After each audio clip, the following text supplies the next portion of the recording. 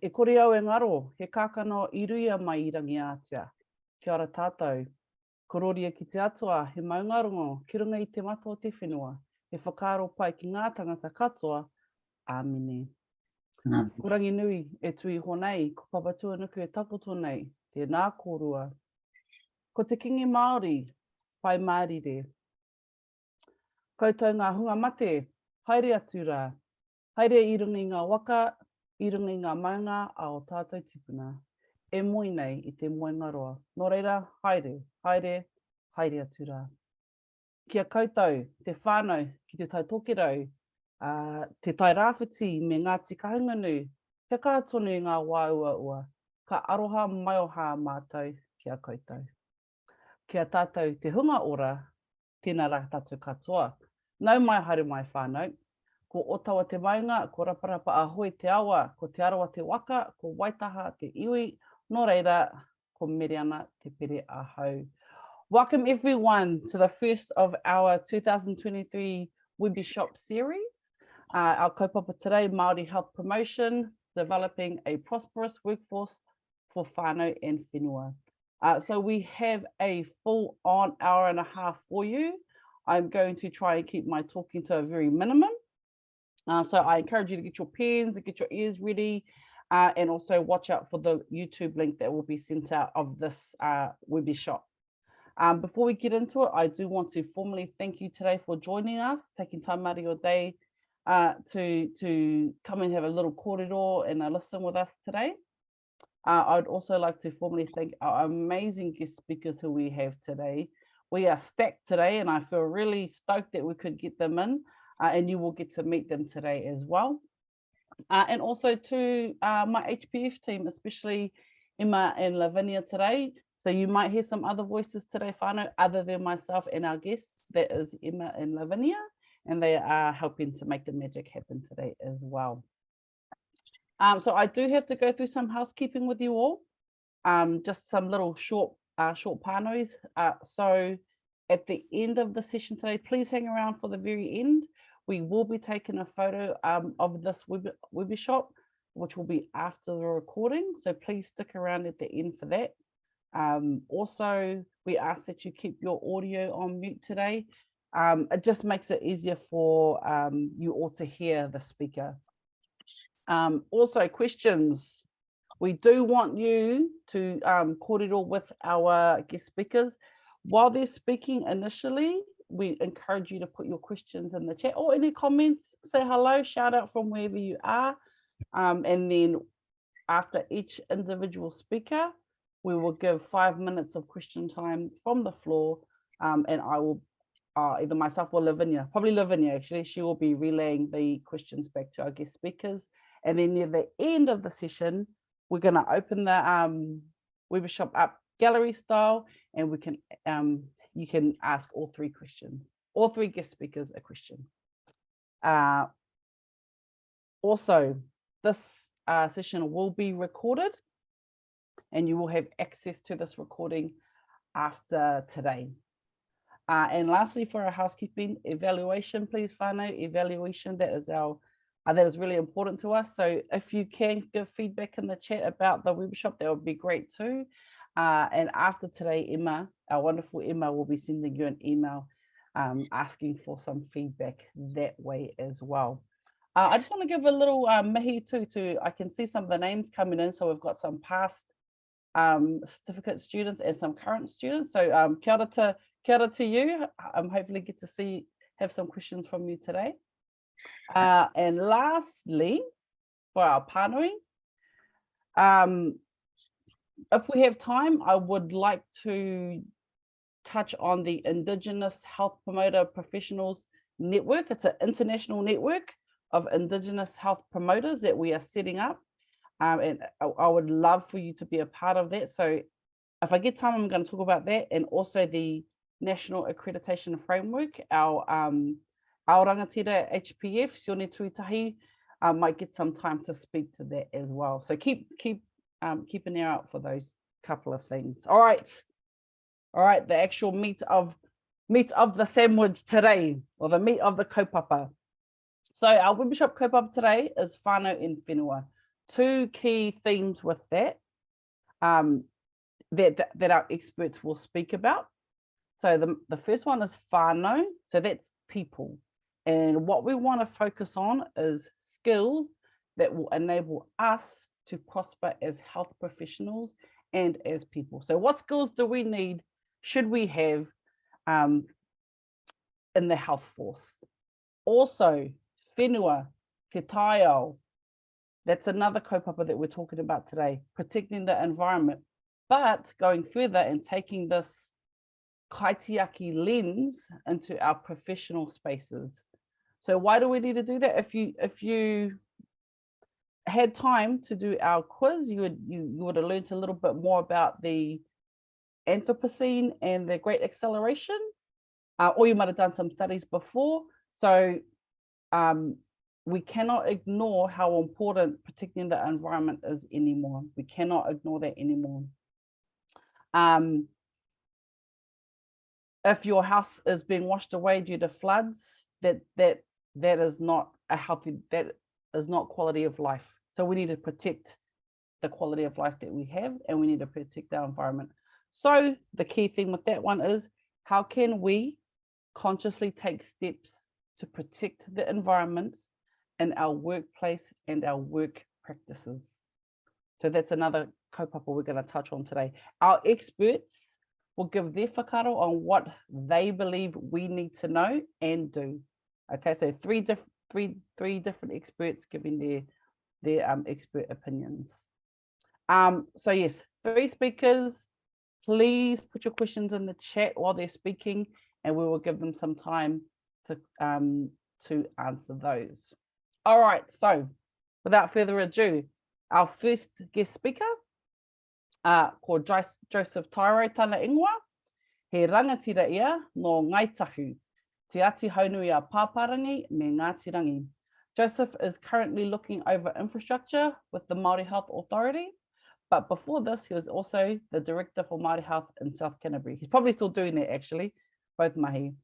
He sits on many boards and panels, including Hope Upstream, a charitable trust who works towards zero suicide communities. Tēnā koe te rangatira, Joseph. Kia ora. Tēnā tātua ta whānau, tuatahi, nei rata mi kua koe, miri ana mo tō karakia whakatūwhara tātou wānanga I tēnei ata nei rata mi kia koe, e te whaia. Kei aka rangatira, o te motu, kei roto I te ipurangi I tēnei rā, nei rata mihi kia koutou I tēnei rā. Tō reira, ko wai au, e tua ki rā, ko te poha tamatia pokai whenua ta maunga, ko whakaraupo te moana, ko taki tumu te waka, ko nai tahu rātou, ko nā te haunea paparangi, ko nā te rangi, nā iwi, ko nā te wheke, nā te uanuku, nā hapu, ko te wheke, te whare tūpuna, ko te rāpaki, te rangi whakaputa, te rangatira, ko hepa tōku ingoa, tēnā tātou katoa. Kia ora everybody, and just want to thank you, Miriana, firstly, and whānau, firstly for the opportunity to share my whakaaro on this important kaupapa. I've got 20 minutes, I think, so whaia, Miriana, just crack out a waiata, shut me down if need be if I blabber on too much, but I'd just love to share some of my whakaaro with you all today. Firstly, before I move on, I have a clinical background in social work and have worked in the health community, hauora, marae spaces for the last 24 years, starting off in my community, Whakaraupo, Littleton, where I helped set up our community youth centre. We had the highest suicide rate per capita in my community, with a lot of my friends passing. So that was one of my first introductions to the hauora space, was my community, and that youth centre is still running to this day, with my little cousins running it. Having a social worker, a registered social worker, it was International Social Workers Day yesterday, so I just want to acknowledge my social work whānau if they're any in this room, but also all of our kaimahi that serve our communities. At my hapu, hopefully I'll be able to share some of my whakaaro, which I'll link into my whānau, my experiences, my professional practice, and link it up to the health sector, but also provide some practical examples. At my marae, we had at Ngāti Wheke, we had the sale GP on the weekend. e Ngāti Wheke. And this was the first Indigenous that the SailGP international cruise have actually engaged with any Indigenous culture around the world. They anticipated about 50 million viewed into whakaraupo and moana. We had Hoturoa Barclay Kerr, who brought out one of our rangatira tohunga of navigation in his wayfinding leadership in regards to Indigenous mātauranga Māori into that space. My uncle Hoepa Tūranga, who I'm actually named after, was the ko-mātua Commodore for this event. We had his kawi mate that morning before the pohiri, and his son-in-law, who was also a navigator, tohunga Jack Thatcher, and my cousin Awhina and their daughters, Aurere and Tarere, were there present. So I'm going to link a lot of my kōrero up to this kaupapa. Across the bay is a marae called Tute Huerewa, which is a marae of Kaukaurarata, and which has its 100th year anniversary at Easter in a couple of weeks' time. And that is the marae of Iri Hāpiti Ramsden, who brought out the term cultural safety 30 odd years ago here in Ōtautahi Christchurch. And I just wanted to raise that because that is where I've just come from, my hapu in Ngāti Wheke, and also Kaukaurarata, where Whai Iri Hāpiti came from. And she first raised that term of cultural safety, or kawa whakaruruhau, the drivers that cause inequities in our systems, such as racism and other areas.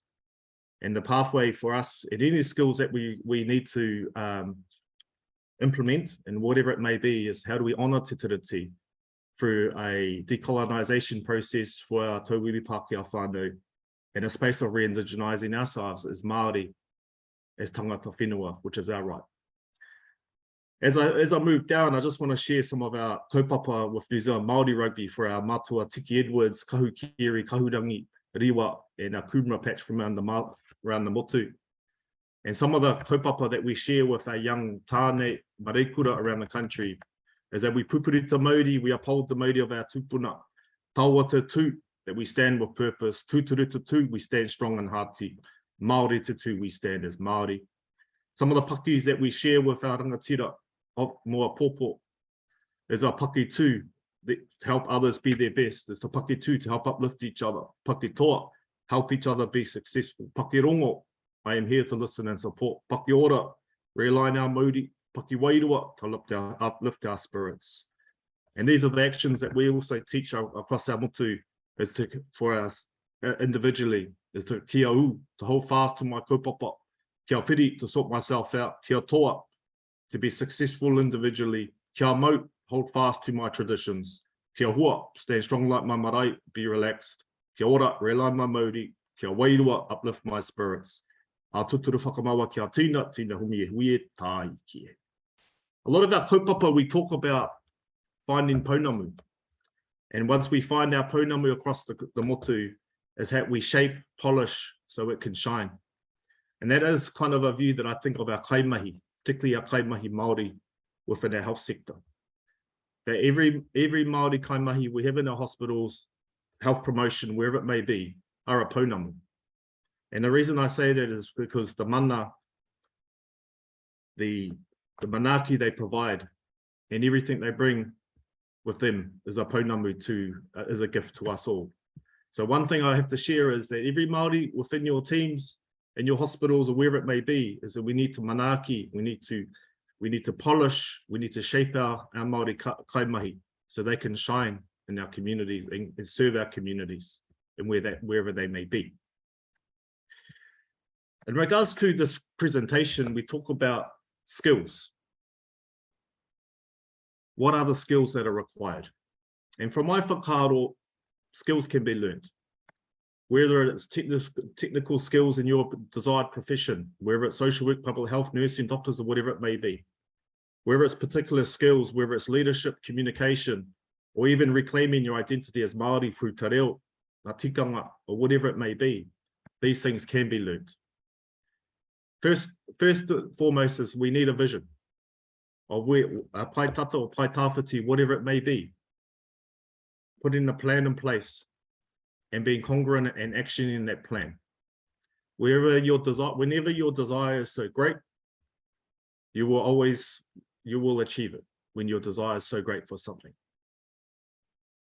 At my previous, I'll try and link it up to some of our practical examples, but leadership o rangatiratanga, whakarangatira here, a key kupu that we talk about.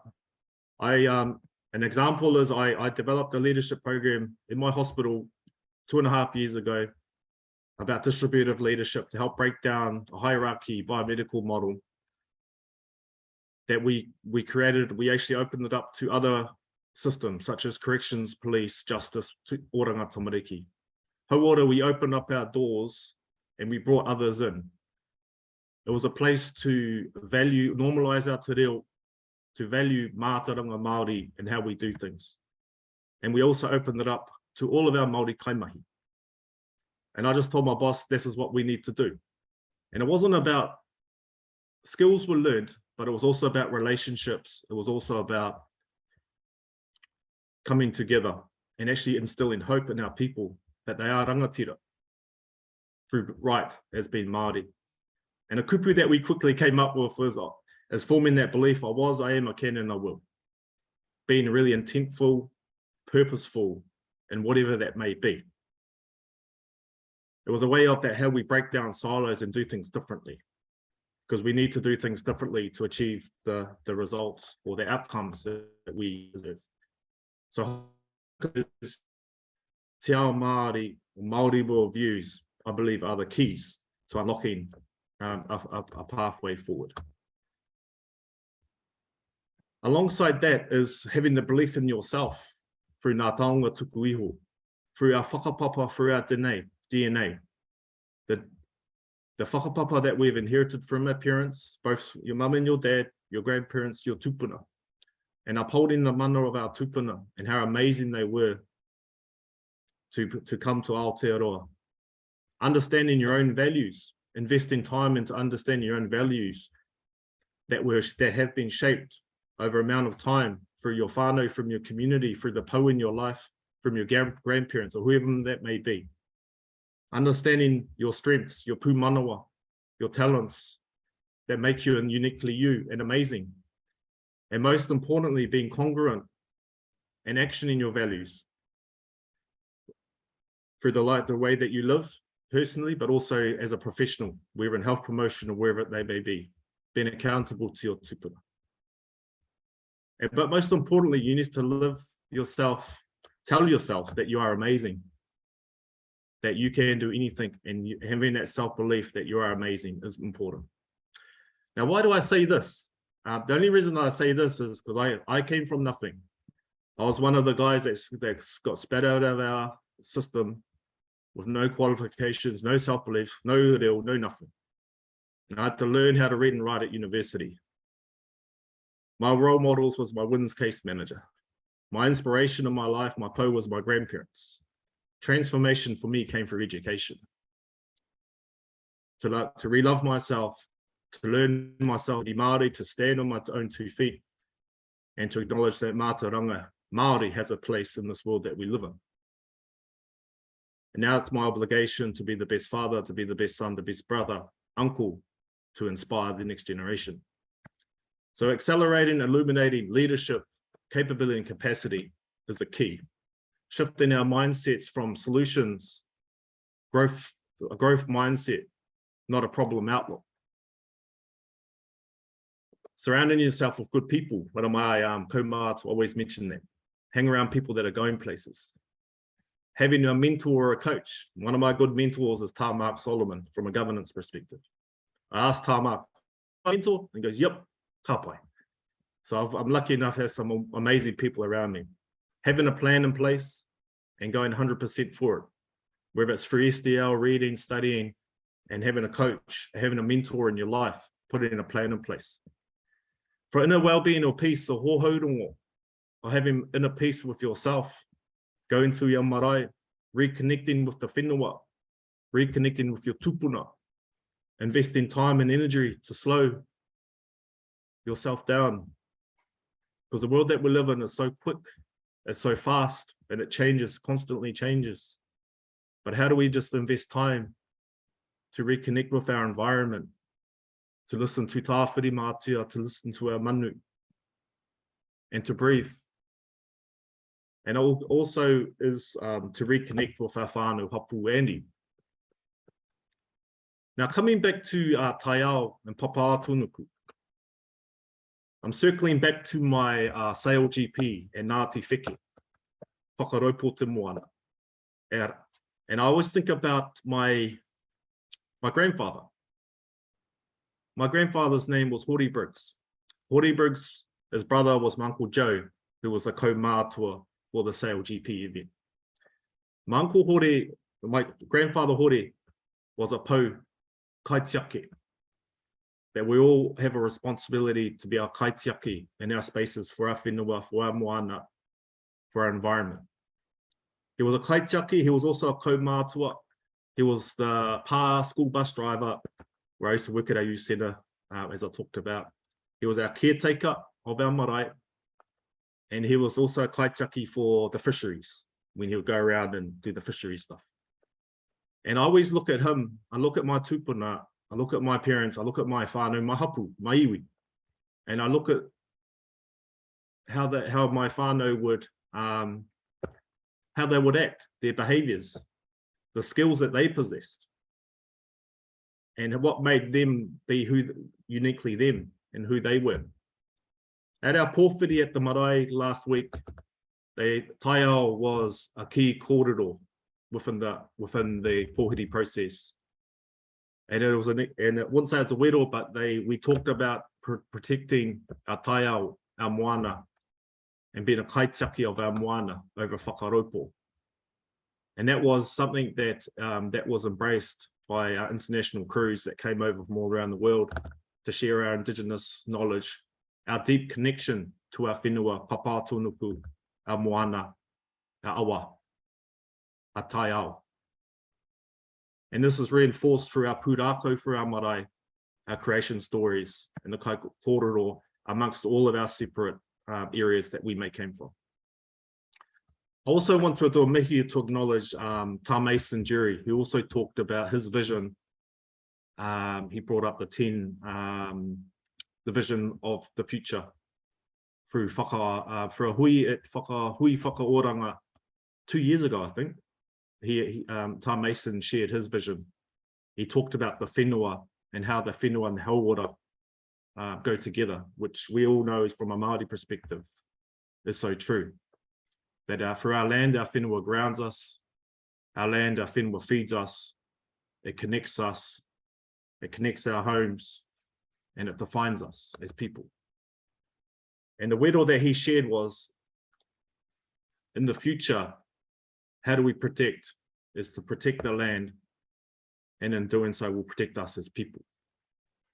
And the only example I could think of was being a kaitiaki, a pou within your space, and to protect our whenua, our Tyro, and environment, and the unique connection it has with Māori. Tā Mason also talked about the impact of natural and built environments, as I recognise, that we have designated kaitiaki, like my grandfather or my paua, who we down here, is my koro, hori, are appointed to protect our environment and protect through our air, our forests, our waterways, and our land. In saying that, I believe mātauranga Māori is a key to our future. Mātauranga Māori sits within Te Ao Māori, and it's uniquely us as Māori. But so for us, having a deeper, gaining an understanding firstly, and learning and having an understanding through wānanga such as this, or going to your local mana whenua, whānau hapu iwi, to build our understanding through knowledge, through transformational change, and having a consciousness or awareness of the spaces that we're in.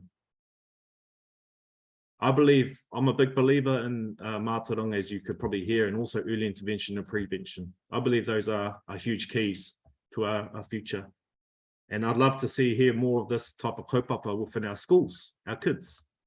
As we all know, our demographics are going to be hugely Māori, Pacific, and also Asian moving forward. So having thinking ahead or from an intergenerational perspective is also really important. So we can go at all different levels. And the way we can do that is through honouring te tiriti. I come from a place down in South Canterbury where I worked as a GM for 5 years. The name of the marae is Te Hapu Niuterini, the broken promises of New Zealand, which was reminded the crown of those broken promises of te tiriti. And from a Te Wai Pounamu South Island perspective, that is the puku of te tiriti in the South Island. Lastly, I believe our kaimahi, a vision that I had for my hospital where I came from, is as I mentioned before, that te reo was normalised and mātauranga Māori is embraced and valued, shifting it upside down. But it's also a vision that we had for our kaimahi, is that they have a genuine relationship with our Māori community. Some of the things I quickly did was we developed a cultural education program called Kia Tika Te Ara, Correcting the Pathway. And all of our new staff, it's mandatory to do a 3-day cultural education program through a pōhiri process delivered by our Māori community on te tiriti and everything Māori within that space. And there's nothing better than seeing our doctors showing some titautanga, serving our guests and showing manaaki to our community. But through reo aroha, are the keys. I don't know what the time is, but I can keep going for ages. But some of the things I just want to talk also about is there, as I said before, what skills you are looking for is to align yourself to someone that you look up to. Is there someone in your life, from a professional perspective, that is someone that you really admire and want to be like one day, whatever profession it may be, because they may have something that you might want. And that is being courageous and asking to have a mentor, to have a coach in your life, observe their behaviors, their mannerisms, the pūmanawa, the talents, the skills, the strengths that they have, and ask them to be a mentor or a coach to help you to be where you want to be. Being deliberate and intentional in everything that you do. Stand with purpose, to stand together through kotaitanga, and to make others better than yourself. So hu Māori e tanga. But as I said before, understanding your talents that you have possessed from your tupuna, ngā taonga tupu iho, understanding your values and being congruent to what they are, to be the best versions of yourself, and understanding what makes you uniquely you from the strengths that you have and the talents and the way that you can serve our communities. Tēnā koe, Joseph. I have to butt in a little bit here. Aroha mai taku hoa. We are running out of time. No questions have come through, but I think everyone's a bit shy at the moment. That's okay. We'll let them warm up. But we are going to move on to our next guest speaker. But thank you for that kōrero. To our list, to our participants today. If you could feel the main things, or if you're, Māori Health Promotion is a kind of new thing for you, I hope it resonated with you that Māori Health Promotion is about people. And when you learn about people, you must learn about their whakapapa and their history. And that came through very much with Joseph. And you as part of working with Māori, that is a key as well. Don't just learn about the person, you learn about where they come from and their history. Also appreciated your messages, Joseph, around finding the Pounamu. So for all our health professionals out there, and speaking to our Māori kaimahi, find your Pounamu, help those kaimahi to shine. So if you work with Māori, help them to shine in their communities as well. And around role modeling, yes, find your role model. Low key, one of my idols is here today. Not going to go on about that, but find someone who you look up to and aspire to be. And we're going to piece out some more messages from that. So thank you, Joseph. We're going to come back around to you near the end. But we're going to move on to our next speaker, whānau. And that is Diane Koti. So he puti ia, hei uri no Ngāti Porou, te whānau a Apanui, Ngāti Maniapoto me Tainui Waka. Diane is the GM for Localities at the Māori Health Authority. She's also a board member with Te Rauora, and they work to transform the Māori health and social service workforces throughout Aotearoa. One of her many goals and achievements is the development of Māori health leadership and workforce development opportunities. Tēnā koe, Diane. Kei a koe. Tēnā koe Miriana, te me tautahi tēnā koe mō tō karakia, te tūwhira te tātou hui i tēnei ata, tēnā koutou, tēnā tātou. Ai, ko dai Koti taku ingoa, he poti poti, no Ngāti Parau o tēnei taha, e hara taku maunga hukirangi te maunga neke neke he maunga tūtonu, ti hei, tēnei taha tani whārau, he piko he tani whā, he piko he tani whā, he piko he tani whā. He oi I whānau mai e te puake noho ana au o kei roa te korowai manaki o Ngāti Kahungunu ki here taunga, kei konei I noho ki tāmaki makaurau. Nō reira, tēnā koutou. Thank you, Miriana, for the introduction.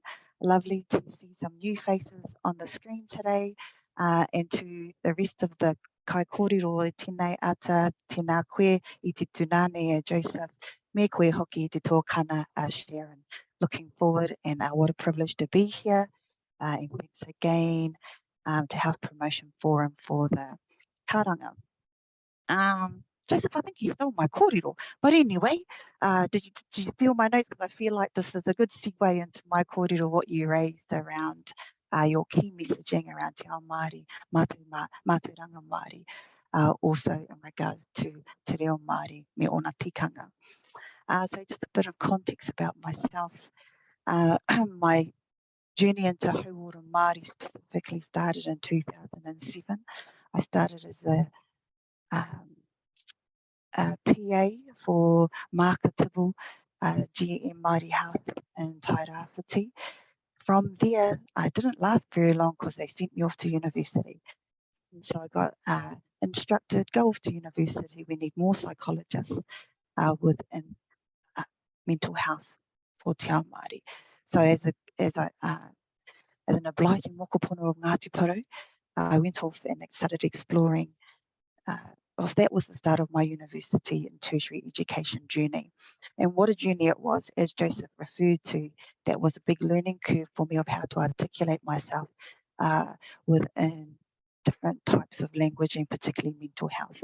So I went through and did a bachelor's in psychology, Māori studies and social anthropology, and met some amazing friends, lifelong friends now, where it became a bit of a competition of now we've done a bachelor's, now what? So we went on to do a master's in psychology, all of us, three of us. And from there, I went on to the Doctor of Clinical Psychology, where I did 4 years within that program. And after the 4th year, I had a major, fantastic fall-from grace. Those that understand the university pathway can be somewhat a wee wā process. From there, that fall from grace had made me reset, reflect on what that meant for me and my whānau, hapu and iwi going forward. I took a year out, worked in the AOD sector as a AOD practitioner, and then went on to ACC, worked in there in the sensitive claims area as well, and then had the opportunity to work in Hawke's Bay DHB, leading the suicide prevention, post-vention, maternal wellbeing, and some other complex areas as well that gave me an insight into those areas of complexity. And then I went off to corrections, leading the kaupapa Māori practice and rehabilitation space. That was fantastic in growing my knowledge and having experience in a system of huge government organisations, and see firsthand the impact of colonisation on our whānau within and behind the wire and outside of the wire as well. And then Te Ako Whai order came about with the Māori Health Authority. So there was an opportunity for me to come and step into Te Ako Whai order to help establish the mental health arm of Te Ako Whai order under Aroha Metcalf, one of Joseph's fellow kai mahi down in Te Wai Pounamu. And I have spent 10 months helping to establish around the service design aspect of oranga hine ngaro within Te Ako Whai Ora. My most favourite mahi to date. If anything, what I've learned from Te Ako Whai Ora is being Māori is amazing. Being able to bring the whole of you to mahi every day, every minute, every moment in time is valued. And that was something completely new for me in my experience within my vocational experience to date.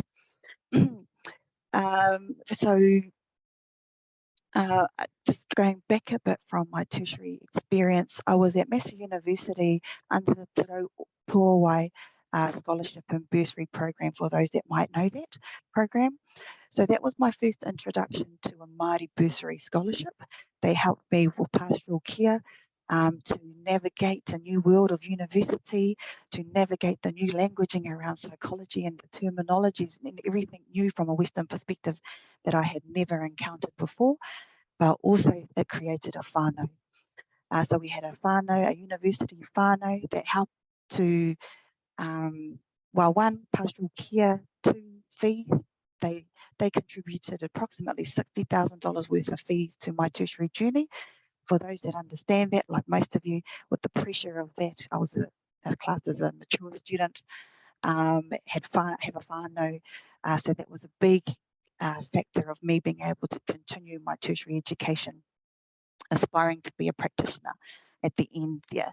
From there, I got exposed to Te Rau Matatini, and then now Te Rau Ora, and have been able to give back in serving our communities of Te Rau Ora, Te Rau Matatini and Te Rau Pōwai by being a board member.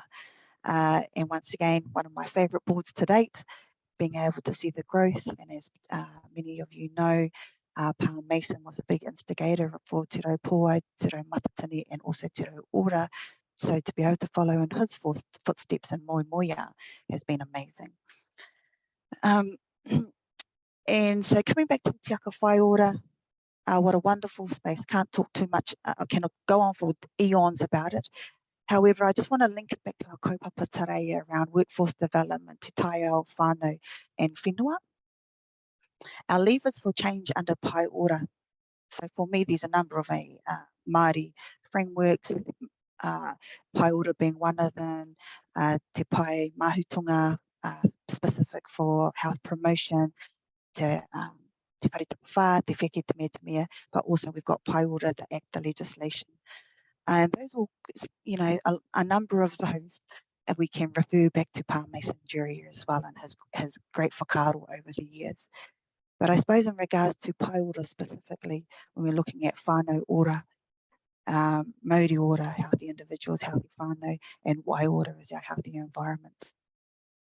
The Pai Ora Act has enabled Te Ako Whai Ora, or the Māori Health Authority, to come into legislation, but also in regards to health transformational change, is to have a legislative and constitutional mechanisms for Te Ako Whai Ora to be able to enable transformational hau ora change as well.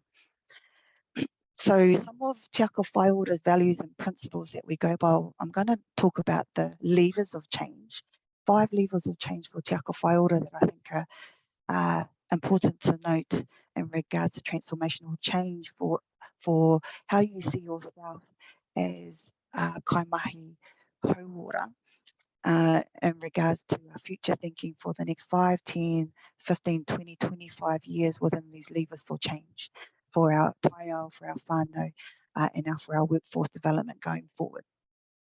First lever of change for Te Ako Whai Ora is enabling mana motuhake. So enabling whānau, hapu, iwi and Māori to express their mana motuhake in ways that support their wider aspirations. So what does this mean in a health promotion context? Te whakaaro noiho. Number 2, indigenising the health system. So from a promotion perspective as well, ensuring the health system is responsive to whānau, hapu, iwi and Māori by promoting te Tyro, or te ao Māori solutions, or mātauranga Māori as Joseph referred to. Point 3, ensuring accountability for health outcomes. So thus ensuring The system delivers on agreed health outcomes for whānau, hapu, iwi, and Māori. I think that is outlined in our pai order framework. So this gives Te Ako Whai order a focus on how we're going to change that or influence that. Point 4, enabling collective impact. So ensuring the health system is integrated internally and across sectors to deliver social, cultural, and economic outcomes. I am the GM for Localities. This is a collective impact approach to a new health and social services delivery across the motu. If time, I can talk more to that after this as well. And in point 5 for Te Ako Whai order is ensuring equitable resourcing. So from a health promotion perspective, what does this mean in regards to resourcing that is equitable to achieve health outcomes and the wider aspirations of whānau, hapu, and iwi Māori? So that's just to drop some major levers that Te Ako Whai order is holding account, ways of us holding ourselves to account, but a guiding pathway of how we can enable some of that and influence some of that change, all the way from cabinet through many mechanisms into our whānau, hapu, and iwi as well. Our guiding principles are our te tiriti principles, tino rangatiratanga, partnership, equity, options, and active protection. In health promotion, there'll be many ways of looking at how you will operationalise that within your practice. For me, and Joseph referred to it too around tino rangatiratanga, for me that aligns with our mana motuhake as Māori to enable us to do things diversely from an iwi, hapu, and te ao Māori perspective as well. For me, whānau, hauora, oranga, as well as workforce development is a holistic view. For me, I view everything, including te taiao, holistically in my daily life, but as well as in my practice. And going back to some of the skills, well, first I'll just touch on workforce, is that we acknowledge that there's been decades of underinvestment for Māori workforce development. With the development of Te Rau Ora and the creation of Te Rau Matatini, then now Te Rau Ora, but also in Te Ako Whai Ora. We are currently working on our workforce development strategy to be able to look at increasing our Māori workforce in its totality, to be able to then increase and start addressing our health inequities as well. So that will mean a major input of investment into Māori health workforce development, which includes Māori Health Promotion. But for me, it's like, who are the people, which are you guys, that have the new innovative and creative ideas to improve our current workforce issues, underinvestment, understaffing going forward? Some of the skills I've learned over my time, being at EMEA not that long, because I feel like I'm still 21, but I might not be, in regards to hauora Māori that I've picked up over the years, and that has been from surrounding myself by my mentors, surrounding myself with those I aspire to be like, learning from them, having a mentor. I've always had a mentor, but I also have whānau mentors as well that I love and respect, to give a full picture from a whānau, hene ngaro, wairua, as well as tinana perspective if we're thinking about te wharetapa. I have 5 skills that I think will be beneficial, that I found beneficial for myself. 1, a hunger for continual learning, be that health, te reo Māori me ona tikanga, policy, something I stayed away from at university, but being in national office, something that I've come to learn, to love, to hate, to like, in the sense of the influence needed to understand policy on how this will change things for Māori health going forward. Te tiriti, number 1. It informs everything that we do. Community, whānau, hapu, and iwi dynamics. In my new role as Localities, we work alongside our iwi Māori partnership boards, so having an understanding of iwi crown dynamics, an understanding of iwi Māori partnership boards and the health and social service delivery going forward, and what that might mean in health promotion as well. Understanding what our community priorities are, so that we can champion those community priorities, and those will be informed by whānau voice. Crown responsibilities and obligations, having an understanding of what their mechanism is in influencing overall water promotion for our whānau. Because we all know we're here to support our whānau. And finally, the machinery of government, terms that get floated around all the time. When I was out in the regions, heard it, had no idea what that meant. So I've made it my business to learn, what does the machinery of government mean? Who are our main ministers that influence change? And what does this mean in my current work to date? And all of that interplays to our te Tyro. Number 2, being Māori, and the uniqueness of mana motuhake and being a tangata whenua to influence health. Te reo is an important part of that, and tikanga understanding what that might mean, and also how does this fit within our te Tyro.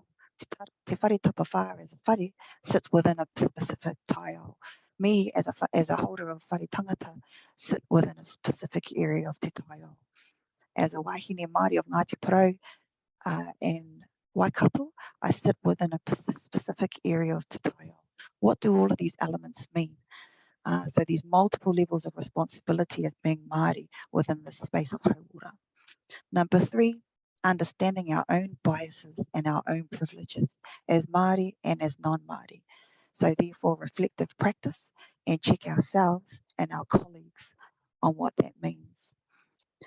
I have a privilege of being able, I went to university, I was raised with 2 parents and a multitude of aunties. I consider that a privilege that I'm being able to bring into my life today. I was raised on my marae, so a privilege as well. A lot of our whānau Māori have not been able to. I'm now in a privileged position with my mahi that has a good salary attached to it that gives me a different lot of privileges as well. So as part of my own reflective practice, what does this then mean in regards to changing and influencing our hauora Māori, therefore having to be still connected to our whānau hapu and communities, as my privilege has sometimes changed and morphed over the years. Number 4, hauora Māori is the long game. So the need for patience, endurance and resilience. As Rachel Hunter once said, those that are old enough to remember this, it won't happen overnight, but it will happen.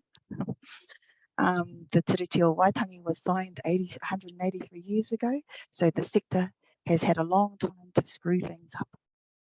So it will take some time to deinstitutionalize ourselves, decolonize the sector for us to then be able to rectify that going forward and address our inequities.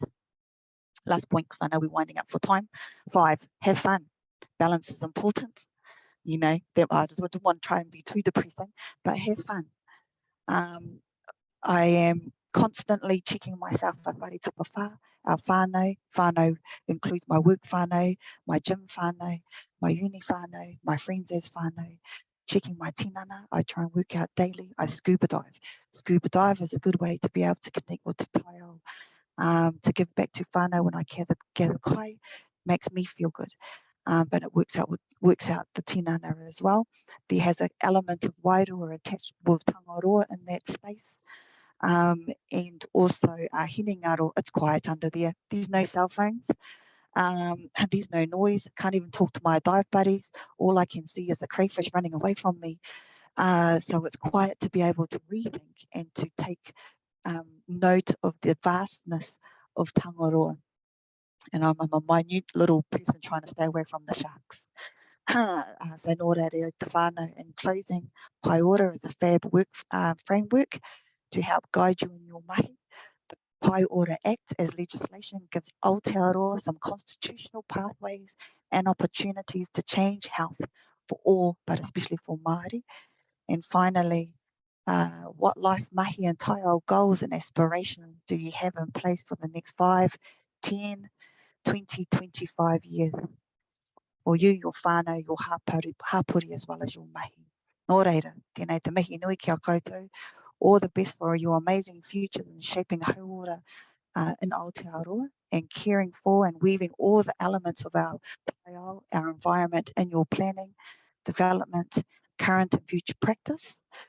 E kore tēnei whakaoranga te huri ki toa o aku mukupuna, te aka whai ora whakatauki, leave a better place. in this case, better workforce, better Tyro, better overall well-being for our mokopuna. Nō reira, tēnā koutou, tēnā tātou, mauri ora. Oh, miharo. Kia ora, Diane. Thank you for that. And on time too. I like that. Ka pai. That was heaps. That was heaps jammed into that last 20-something minutes. I managed to get a few bits and pieces out of there. Luckily, we will have the recording, but that was amazing. And again, I wanna jam some key themes out that are being repeated. Is that mātauranga Māori? Mātauranga Māori is the key to working with Māori and working across sectors. So work intersectorally. That's another thing that's coming out with both of our guest speakers. And those are things that we can do as health promoters. And lots of other things too, like the levers of change that we've put out in the chat there.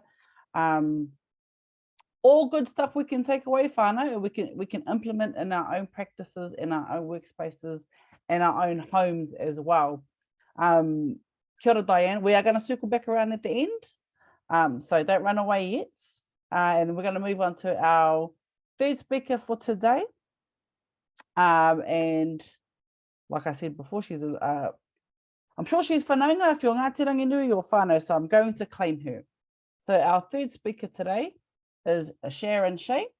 He mare kura ia, a Sharon, no Ngāti Ranginui, Ngāti Hine, Ngāti Hako, me Ngāti Haua. She is a director and principal of Shea and Pita Associates Limited, which is a kaupapa Māori company that specialises in equity, diversity, and creating sustainable and effective solutions for their clients. Among her many achievements, she was appointed the first Māori board chair of Bay of Plenty District Health Board before it was disestablished. She was the co-chair of the board for the Māori Health Authority before recently stepping down. And she was appointed member of the New Zealand Order of Merit for Services to Māori Health and Development in 2019. Tēnā koe, e te maraikura, Sharon. Kia ora. Oh, kia ora. I'm just trying to sort out my screens here. Kia ora tātou. I'm late to the party and I haven't set myself up properly. But can I just double check that you can see that? Can you see my screen? Yes, we can. Ka pai. Oh, can you see that bit there where it says stop share? At the top? No, okay. Oh, well, it's looking flash then, so I'll just leave it. Oh, tēnā tātou katoa ngā mihi nui, ngā mihi aroha ki a koutou, ko Whai no Ngāti Ranginui, Ngāti Haua, Ngāti Hine, Ngāti Hako ahau, tēnā rā koutou katoa. Awesome to be here. I'd like to mihi to the two awesome speakers before, Joseph and Di. Kia ora, Di, lovely to see you. And so I'm happy to hear about your experience in Te Aka Whai Ora. That makes me happy. So I'm really glad about that. I've got two screens, everyone. So if I'm looking up, looking down, aroha mai, I'm just trying to work myself out here. But I think Di and Joseph, Joseph, I'm mihi to you. Thank you for sharing your story. Just so inspiring. And yeah, I just think it's awesome. I don't think we've physically met, Joseph, but we've worked in the health sector together. But anyway, we should have a cup of tea if we're in the same city one day. But I have great affection for Mark and doing some work with him now in the Te Aorere Kura space, so that's pretty cool.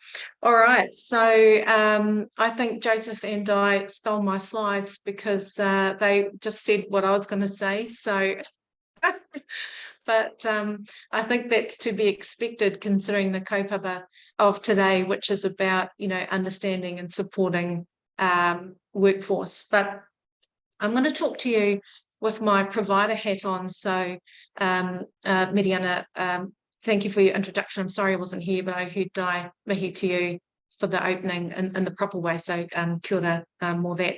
So, I want to talk about, I've got two organisations, one a consultancy and one a provider. So, about 5 years ago, we became a provider, and this was one of our first solutions, and it's called manawaroa. So manawaroa is a Māori word for resilience. And I want to talk to you about that framework because it's as important for whānau as it is for our workforce. So I'm going to talk a little bit about that today. Just thinking about this beautiful whakatauki and thinking about te Tyro and what the previous speakers have said.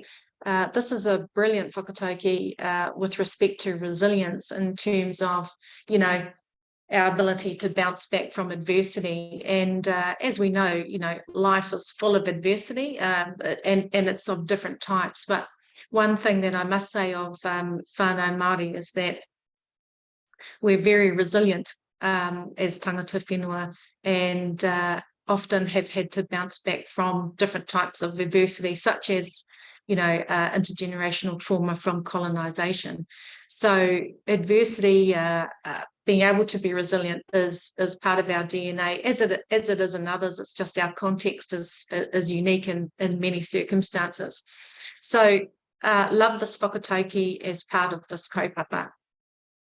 Now, thinking about Manawarua as a Māori resilience framework, there are 4 aspects to it. Basically, the first one is it respectfully braids tangata whenua and tangata tiriti worldviews in science. And as my previous speakers have said, you know, including myself, you know, we've built upon both sets of, or both worldviews as part of our ability to try and keep ourselves as well as possible, and no doubt all of you have as well. So this is what this framework does, and it leverages off McFarlane's braided rivers. The second part of it is people in whānau centred, and it does have a life course approach. And as you'll know, resilience shifts and changes over the life course associated with, you know, where we're at and our level of agency and all those types of things. So there's a tamariki and rangatahi perspective, a Pākeke perspective, and also a whānau perspective. And noting that whānau, you know, the collective style of resilience or the wish for collective resilience as well as individual resilience, they're interrelated, aren't they? So, and again, these principles all apply to us as members of the workforce as well. The third bit is that it's very strengths and solution focused, and obviously based on the best evidence that we could find. And I want to mihi to all our Māori researchers who have, you know, looked at this topic of resilience, but also the interrelationship between mātauranga and well-being, optimism, hope. So we pulled on a lot of that, including Sue Masons, but also a special mihi to Jordan Waiti and Professor Tikani Kingi, who did some beautiful work in the earlier, probably only about 10 years ago, in the field of mātauranga Māori, te ao Māori resilience. And then the last point I wanted to make was, again, from a solutions perspective, you know, we've utilised the beauty of mātauranga Māori in terms of solutions that enable us to be more resilient, be we whānau in our own right or in the workforce. And of course, whakatauki, you saw one earlier, but also, you know, the power of karakia, and the importance of te Tyro as part of our healing process. And Diane, next time you go into the sea and you see all those crayfish, I'll just make sure you've got my number. Because, yeah, I think I'll be one of your best mates, if not already. But thinking about the definition of resilience, everyone, there's tons of them. So we looked at global research, domestic, in terms of tangata tiriti and also tangata whenua research. And we, based on everything we saw, it sort of whittled down to these 4 things. And we call it the 4 W's. So whānau, I'll admit you, Manisha, here we go. Whānau, whaikaha, wero, and whakapuawai. So whānau and people and families using their strengths to bounce back from life's challenges and thrive. So that was our simple definition of resilience when we looked at all the resource and the tools associated with that. And I'm hoping that that resonates with you, because it doesn't matter if we're working or if we're at home, if we're in the community or wherever, these components of resilience, I think, apply. one of the things about Manawarua is that we celebrate what's working and what could work even more. So we're not focusing on what's not working and what's going wrong. And it's a real privilege, you know, applying the Manawarua framework with whānau and also in the workforce, because what we're doing is really reinforcing the fact that we already have strengths. We already have strengths. And this is about celebrating those, identifying those, and in many cases giving us the permission to celebrate the fact that, you know, we do have existing strengths and that we can combine those to thrive. And so that reminds me of the old kumara, you know, the kumara never speaks of how sweet it is, but, you know, we can acknowledge our own strengths and still remain humble as part of that process. Manawarua is a very values-led framework, so these values will be very familiar with you: whanaungatanga, manaakitanga, tuakiritanga, and rangatira and mana motuhake. And both Joseph and Di spoke to aspects of these values and how, you know, they applied those in their professional context, but also to themselves. And I absolutely loved hearing that from both of them.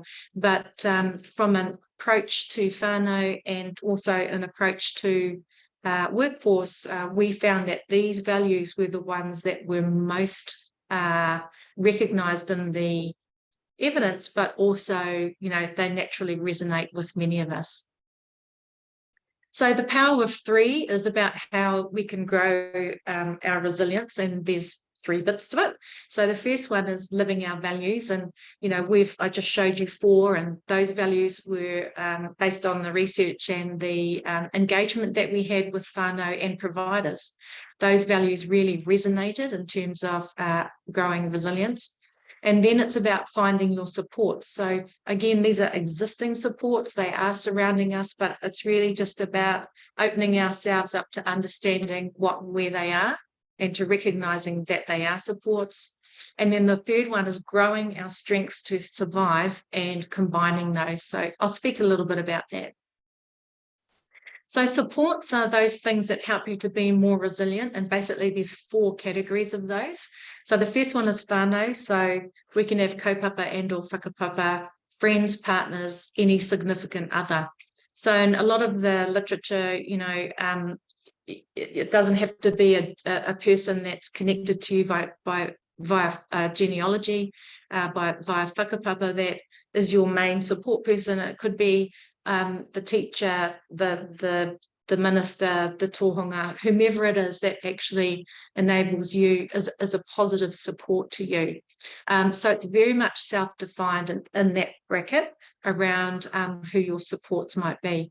And then there's the community, so supports for you in the community. So kapu and iwi, again, self-defined. And it can be from a community group which has a common purpose, or it can be geographic-based, or whomever, or wherever it is. But it's somebody in your community of interest, or your community of purpose. The next one is skills and knowledge. So what are the skills and knowledge that I have that are a support for my resilience? And I just wanted to highlight the fact that these are existing skills. It's the broadest range that you can think of, and it's not about being an expert. It's actually a skill that gives you joy. That's what's most important in the literature, and based on kōrero, again, that we've had with whānau and with others. So you don't have to be the All Black, the New Zealand netball team, the best at Kung Fu, or a master chef. It's whatever gives you joy. Clearly, I'm not a master chef, but Di might be when I taste her crayfish. And skills and knowledge are also internal and external. So, you know, self-confidence, self-belief, even if it's on a scale of 0 to 10, which is a strength-based scaling approach, a 0.5, that's a win in terms of those inner skill sets. And also, of course, you've got your more external facing ones. And last but not least is access to resources. So again, these are what are the existing resources that you have. Can be people, can be physical stuff, can be intangible, like sort of some of those spiritual resources, which cascades into skills and knowledge. And absolutely, te kaiao, the environment, is a resource that we can use to enable us to feel more resilient. Thinking about strengths, look, there's so many ways to describe this. And of course, we can replace these statements from the I to the we, so it becomes a collective. We've got 3 frameworks, again, like I said in the beginning: life course-based, tamariki, rangatahi, adult, basically, and whānau. So the evidence base about, you know, life course, age and stage, and what the critical strengths are and context around that, we've built into this, and we adjust some of this for age and stage, but generally they are. I feel like I belong and I can connect with others. I give and I receive, so there's a balance there. Awhi mai, awhi atu. I can determine and control my best future. Control is contextual, I know. I know my whakapapa, I participate in my culture, I contribute, I have access to resources, and I have skills and knowledge. And everything that we saw in terms of the literature and talking to others revolved around a combination of these particular strengths. Oh, I'm just showing off now. This is my awesome team.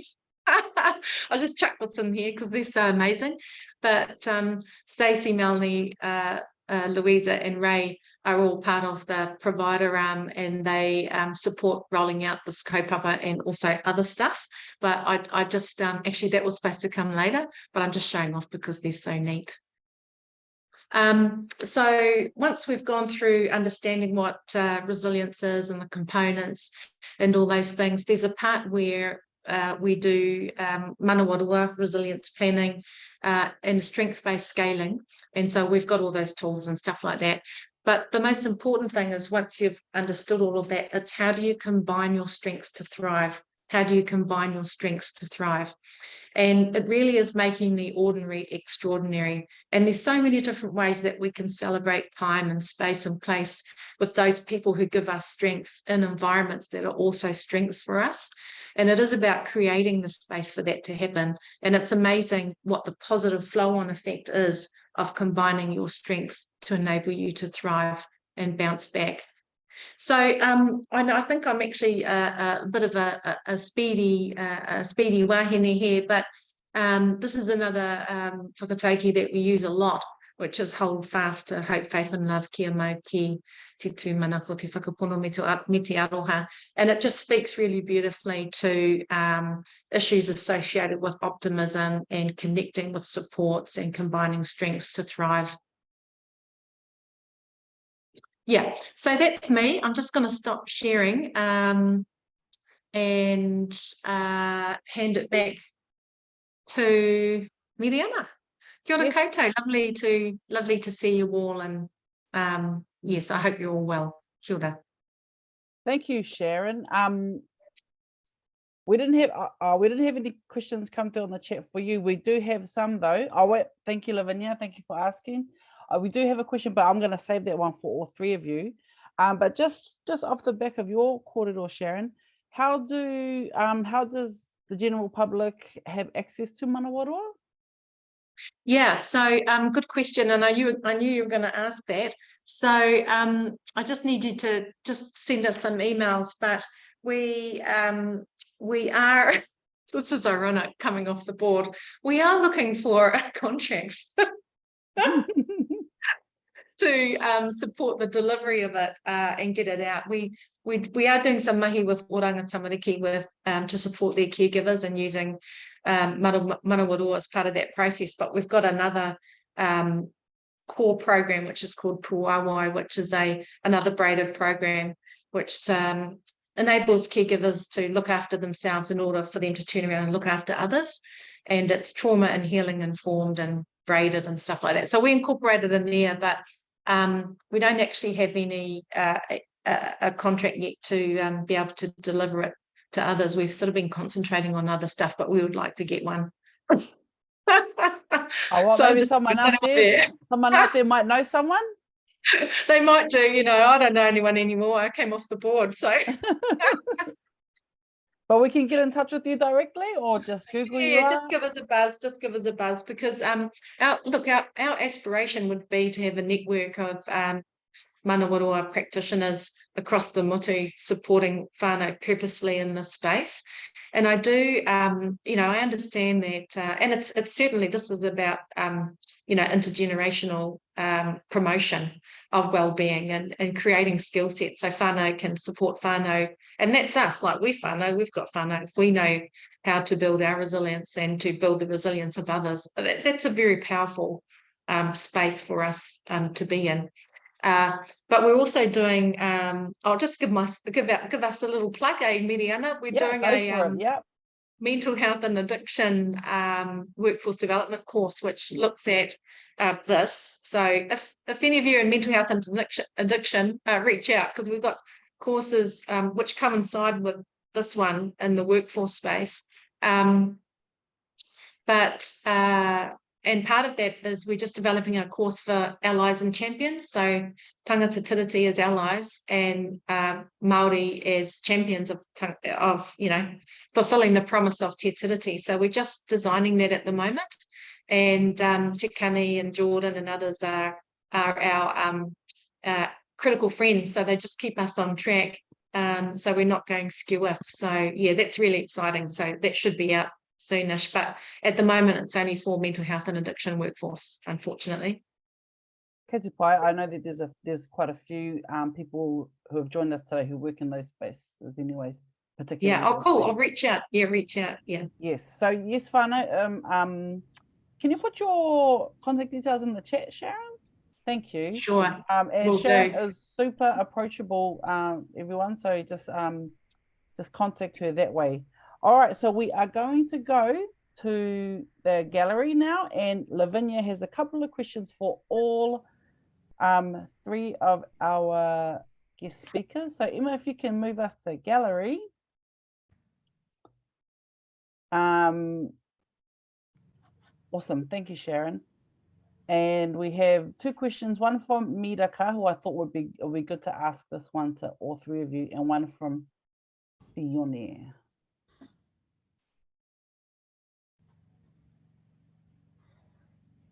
All right.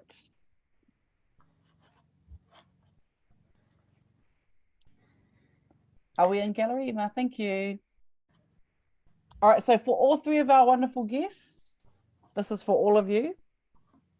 So the first one from Miraka Norgate Public Health. How do we enable our Māori mana motuhake when we are sometimes told to be careful using this kupu?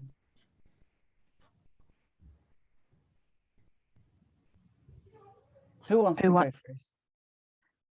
I'll give it a go. Shall I? Ka pai, yep. Ring me and dial me in, and I'll have that kōruna. Yeah, it's difficult because I've had these experiences over the years, you know. Whai Gladfish spoke about that, just trying to talk about saying kia ora in her early days in mahi. So one, I want to acknowledge that in ka aroha, if you're feeling, you know, or being challenged about how you would enact that when you can't even say that wherever you might be. But it comes, for me, it was a practice over time of finding allies around me, finding those to help you articulate what that might be, and working through the emotions that being told no can enact. If worst case scenario, change jobs, come to Te Ako Whai order where that's valued. Not that I'm plugging for everyone to come over there, but you know, when I think about when I was in corrections organisation, as an example that is going through its transformational change at this time, where I was leading a national kaupapa Māori practice team, where we were still, you know, and to my tuakana Sharon, that was brought in to help us define kaupapa Māori, and it still hasn't gotten over the line, somewhat nearly 3 years ago. So progress is slow in some of those organisations. So we acknowledge that, but it's coming to a place within yourself. I think there's two things. Carry on chipping away with your organisation if it is an organisation that is giving you that difficulty, but ensure that you're working on yourself so that that doesn't impact any of your own identity and how you hold yourself and how you hold and value your own practices in there. So twofold, keep on chipping away, find the people that are there to support you, your mentors to support, guide you through that, but don't let that impact on your own self-worth, self-values and your principles on how you hold yourself. My 5 cents, whānau. Okay, I'll just jump in before Joseph does. Yeah, so couple of things. The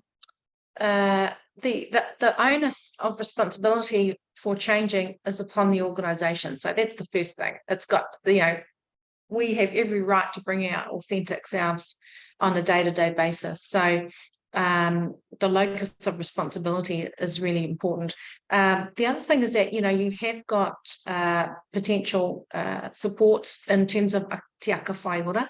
And if we're talking about a health organisation, that's a new lever in terms of enabling non-Māori organisations to lift their game and be pro-tiriti, pro-equity.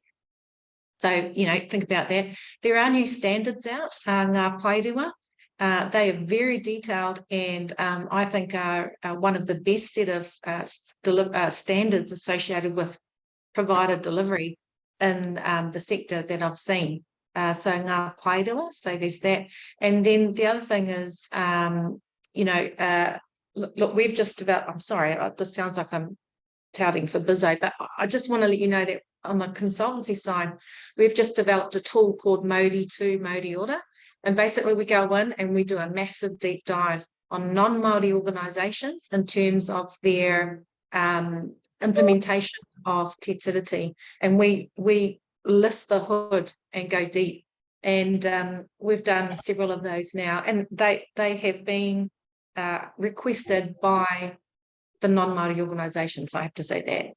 And it's very insightful. So, if organisations say, yeah, we're going to do this, we're going to do that, it's about doing it with integrity. So that is one of several tools available. And last but not least, Te Arawhiti has guidelines mainly used by government agencies, but those are also very informative too about what an authentic non-Māori organisation might look like and do. So yeah, but keep taking your beautiful self to work, your beautiful cultural self, because the responsibility to shift is on the organisation. Kia ora.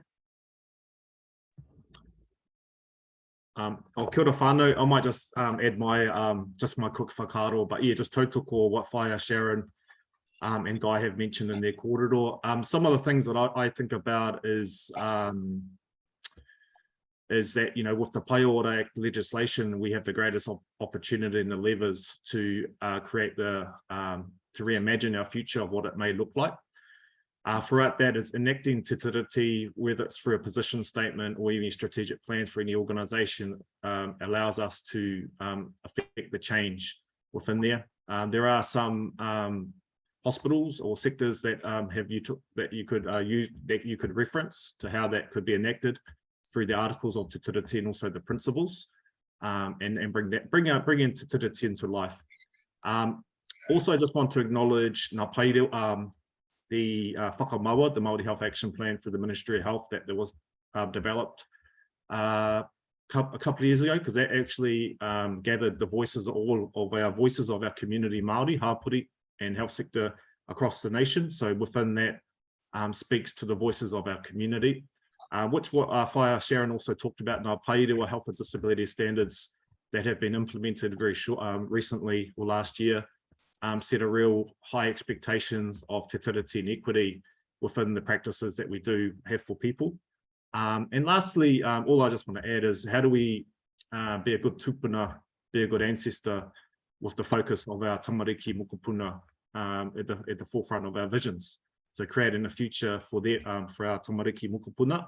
And as I mentioned earlier in my kōrero, bring the best versions of yourself, whomever you may be, or wherever you may come from, and be the best and As we all know for Māori, tino rangatiratanga to mana motuhake is our aspiration, or is our end game. And I just want to kia kaha to our Māori whānau, and also our allies, our whānau within our health sectors, wherever it may be, is to tautoko as well. Be a good tupuna. Tēnā koutou. Kia ora. I managed to write while you were talking, so hopefully everyone's got those names of those key documents and what you said. Couple more questions. We've got one from Te Puna Manawa Health West and one from Sione. So I'll go with Te Puna Manawa Health West first. So their question is, how do we find Māori to build a prosperous workforce in terms of hiring and employment? How do we find Māori to build a prosperous workforce in terms of hiring and employment? I'll quickly go first, and then Diane, Joseph. Yeah, it's a difficult one, because we are swimming in the same pool, you know. And you go to a hui, a new organisation. It's like a reunion. However, it's not a. I mean, there are Māori recruitment companies. There are Māori specific job websites and stuff like that, but the other thing is, investing in the workforce pipeline, of course. So we're all doing that. There's no actual easy answer to that. Supporting and nurturing and growing talent within, ensuring that you have your own internal succession pipeline. But the other thing is this, and I'll just put this on the table. It is, and it's about the locus of shared responsibility in terms of being. Fulfilling the promise of Te Tiriti. It's not all on Māori shoulders. And I think building the allyship and the highest quality of allyship within organisations across the motu has to be one of our strategies. And there's lots of different ways to do that, and to do it with authenticity and accountability. But we need to think seriously about what that looks like as a country, because yeah, I'll just leave it there. Kia ora.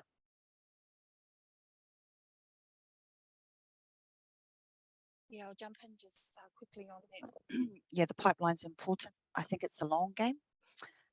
With the underinvestment I spoke to being decades long for Māori workforce development, we're looking at least 20 years. But in the meantime, what we've learned from COVID is that we can go out to the regions and find our Māori superstars out in the regions. For example, most of my team live in different areas that never probably would have happened of bringing them on board as a national role, because they had to be either located in Auckland or Wellington back in the days. So that's been some of the strategy with Te Ako Whai Order, is that location hasn't been a barrier. And understanding going forward that we're going to have to grow our workforce, as Sharon was saying, that pipeline.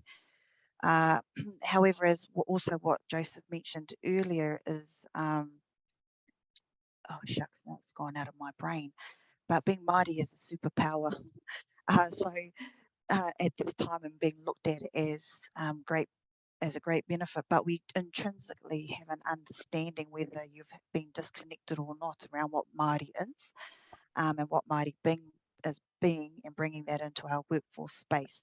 So I think, this is what Joseph said in regards to skills can be taught.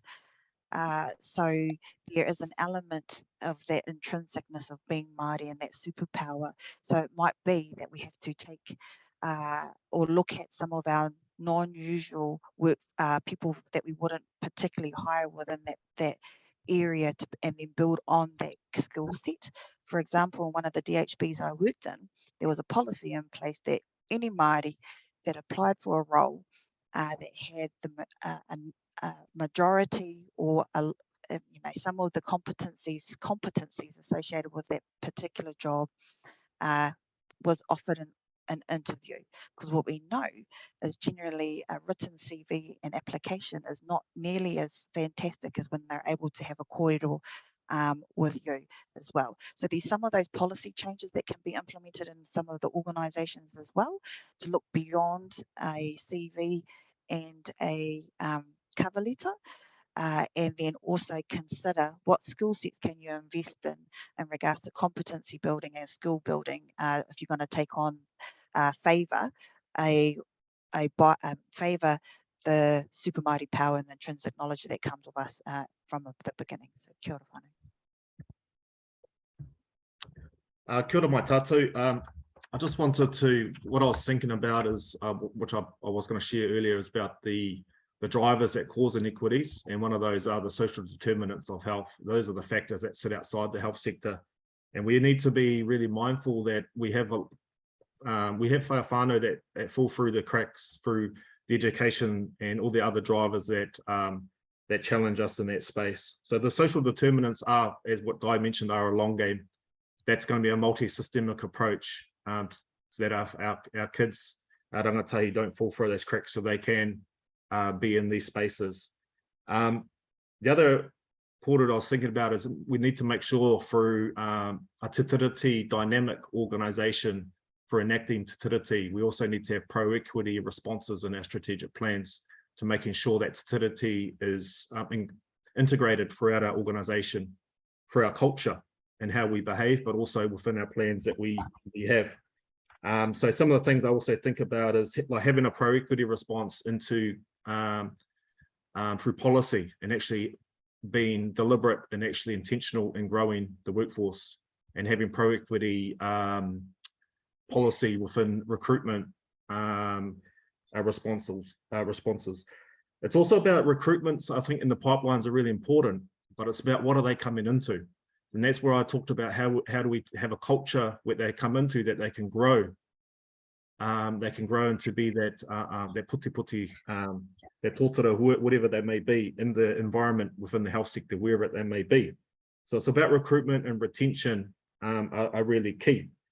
An example that I can think of is growing our kaya whenua workforce through the COVID response, how we had to go, we went to our Māori community, our Pacific community, and then we built 10, and we only got a small DHB down south, but we were able to build 10, we recruited 15, 16, but we built in 10 as BAU roles within our health system. And our whakaaro back then wasn't about growing the workforce, it was about having a mum and dad in the hospital sector, so their children can see their mum and dad working in the hospital, so they could be the next doctor, they could be the next nurse, or whatever it may be, so they can inspire the next generation. And it also was about our relationship with our community, so partnering for outcomes with our community, our hapori is key. So shifting away from that siloed mentality, that systems, we all know that our country has been built on colonial foundations, and it's about how do we shift that into being actually having a genuine relationship with our community that actually hold all our answers that we have. So that's just my quick whakaaro. Tēnā tātou. Awesome. All right, one last question. It's a goodie, and then we're gonna have to close off and take the photo too, whānau, don't forget photo. And it's from our Executive Director, Sione. Would you like to ask that question, Sione? Yes, thank you, Mariana. I think most aspects of that question has been answered by the three speakers, and I'm very happy with that. They have articulated principles to guide, individuals how to address that, but also Joseph has touched on one key point, and that is the organization must address itself first. And I'd like to, running the risk of self-promotion, to put forward the Health Promotion Forum as a good enough model, not the perfect, but look at, and I say that because one, our constitution is grounded on territory. Look at our objectives, look at our goals, and look at the organizational structure. We are a 50-50 organization, 50 Māori membership of our board and 50 others.